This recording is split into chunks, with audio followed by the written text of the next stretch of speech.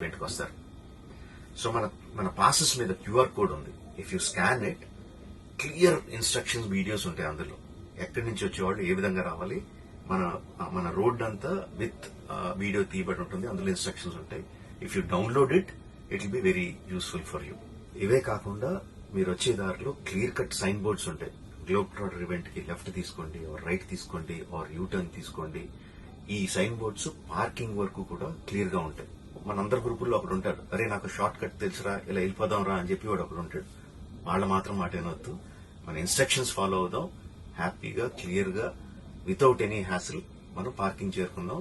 Event కి అక్కడి నుంచి ఈవెంట్ రావడం చాలా ఈజీ. మన ఈవెంట్ కి మీకు అసైన్ చేసిన గేట్స్ ఏదైతే ఉన్నాయో అవి 2 PM నుంచి మధ్యాహ్నం 2 నుంచి ఓపెన్ చేయబడి ఉంటాయి. సో మీరు ఎర్లీగా వస్తే పార్కింగ్ ప్లేస్ లో మంచి స్పాట్స్ దొరుకుతాయి, ఈవెంట్ లో మంచి సీట్స్ దొరుకుతాయి. 18 సంవత్సరాల కన్నా తక్కువ వయసు ఉన్న వాళ్ళకి, సీనియర్ సిటిజన్స్ కి ఈసారి పోలీసు వారు పర్మిషన్ ఇవ్వలేదు. So please stay at home and watch the event live on Jio Hotstar.